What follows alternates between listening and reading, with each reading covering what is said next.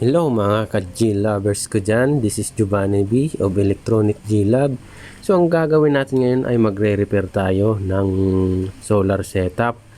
So nagka-problema kasi nilipad yung isang solar panel, 330 watts na panel. So kita nyo naman basag na siya. So 9 pieces yun, at tanggalan ng isa, di 8 na lang. So wala kaming mahanapan ng iba, so gagawan ko na lang siya ng paraan. So let's get started.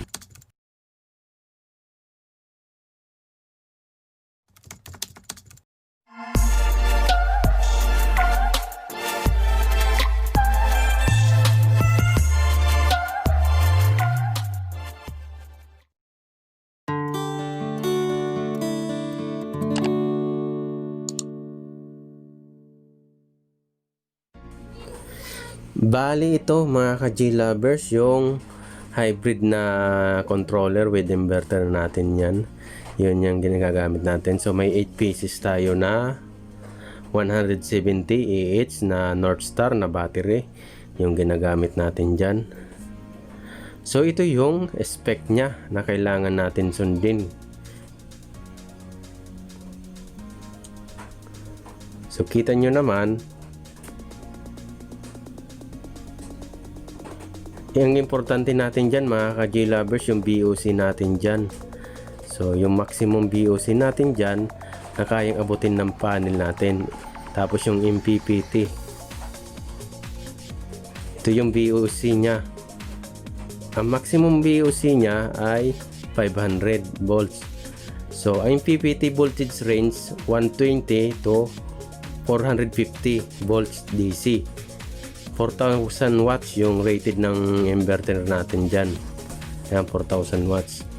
So kaya kahit taasan natin yung panel natin ng voltage series natin, kaya pa niya.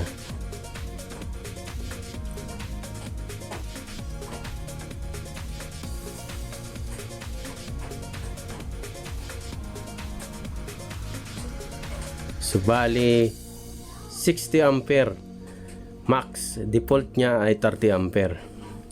So ito yung dati kong setup niya. So bago natin magpo-proceed tayo magre-repair ng control ay yung solar panel natin sa itaas, yung PV natin, baba ko muna tong breaker natin. So nagpo-fault na kasi sobrang low bat na to. So yun yung panel natin. Ang nakalight guide dyan, 8 na lang yan, natanggal yung isa dyan. Yung nabasag nga, yung 330 watts natin na isa, nabasag. So, dati, ang connection ko dyan mga ka-G-lovers ay 3 series, 3 parallel. So, tatlong naka-series, tatlo rin naka-parallel.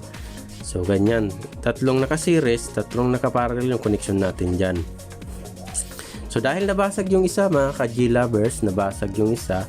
So, ang gagawin natin ay magpo 4 series tayo, 2 parallel na lang. So yan na lang ang gagawin kong connection. So ipapakita ko sa inyo yung dati kong connection niyan, diagram. So lakas kasi ng bagyong dumaan dito sa amin, kaya nilipad yung isa. So nagkatanggal-tanggal na yan dyan, oh. Magre-rewiring tayo dyan mga ka-G-lovers. So almost nasa 115 yung dating voltage na nilagay ko dyan mga ka-G-lovers to 120. 123 yata yun, mga ganon mga ka-G-lovers, yung dating 3 series ko dyan. So gagawin natin 4 series tayo, almost 170 plus, ganyan. So kita nyo yung mga wiring nya nagkaputol-putol na.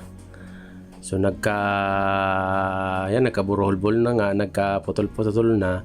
So magtatap na lang ako mga ka-G-lovers, papalitan ko yan ng wire. Yan, aalisin na natin yan, papalitan natin ng wire yan para sa reconnection natin or rewiring natin, para sa rewiring natin. So yan, kita nyo, taranggal-tanggal na siya.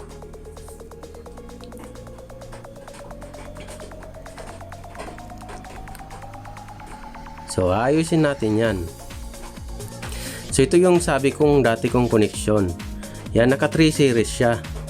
Tapos 3 parallel. Tatlong naka-series na panel, tatlo rin naka parallel na array, PV array natin.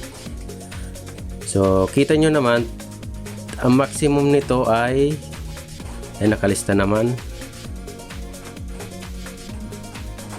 So ilapit lang natin, yan yung dati kong connection, ganyan mga ka-J-lovers.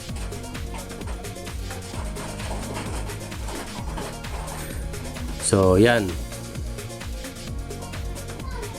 So ito dati yung connection natin, may VOC yung panel natin, may VOC na 44.80 volts. Tapos may 8.68 ampere.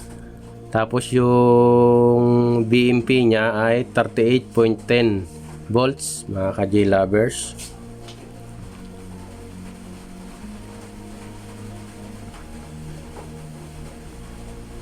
So yan yung connection kong ginawa. Tatlong naka-series, tatlo rin naka-parallel. Tatlong papasok dito sa hybrid natin na controller. So yan. Tapos palabas na yan doon sa battery pack natin. Papunta na yan dyan sa battery pack natin. So ito yung MPPT voltage range natin, 120 volts, 450 volts DC na pwede natin ipapasok na VOC dyan.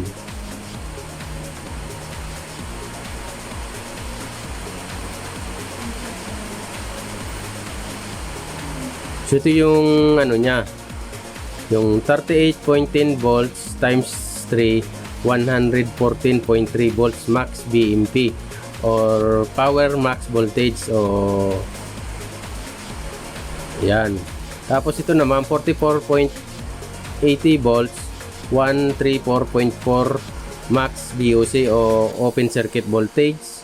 Tapos yung ampere nya 8.68, 26.04 max current. So ang gagawin natin, ito na yung ginawa ko ngayon. Nag 4 series na ako, tapos 2 parallel na lang kasi nabawasan yung isa mga ka-J-lovers. Nabawasan yung isa, kaya nag 4 series na lang ako. Kaya ang nangyari, yung 38.10 volts natin nag 152.4 BMP o power max voltage natin. Tapos 44.80 volts, 179.2 volts VOC open circuit voltage natin. Yung ampere natin tumaas din.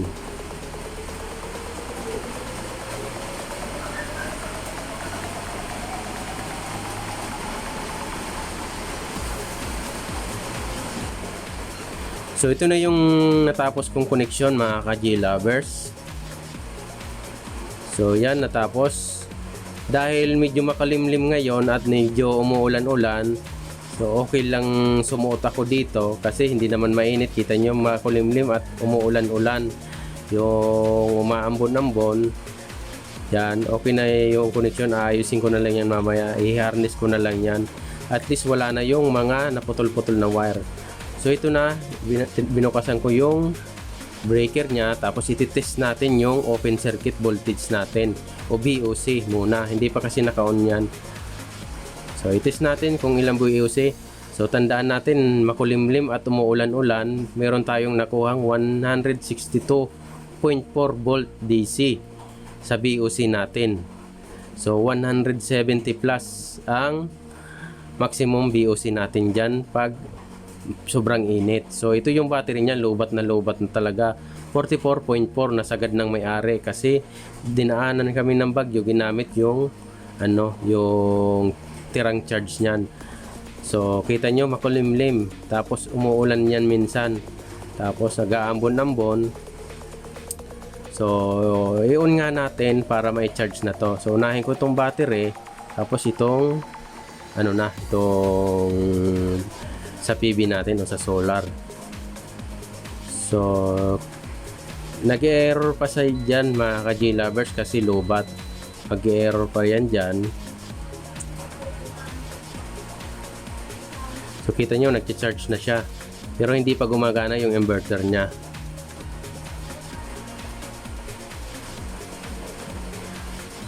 So yan, gumana na yung inverter nya. Nag-error siya 04 kasi lobat siya. So mamaya mawawala na rin yan kasi na-charge na siya kahit pa konti-konti kasi makulimlim siya.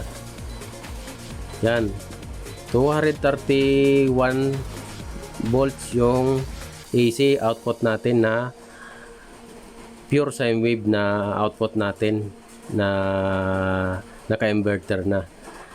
So kita nyo nawala na yung fault kasi nag-charge na siya mga ka-G-lovers. Undercharging na siya. So i-charge lang natin, i-charge ko lang to para kahit paano may magamit yung may-ari. Kasi medyo makulimlim pa talaga mga ka-G-lovers, medyo umuulan. May magamit lang sila ng pang-ilaw. Baka bukas na yan, uminit na. At ma-full charge na rin to. So kita nyo 132 volts input galing sa panel na lang kasi 7.3 ampere undercharging. Yan, kita nyo yan yung mga spec nya. 1 kilowatts, 18 ampere ng battery.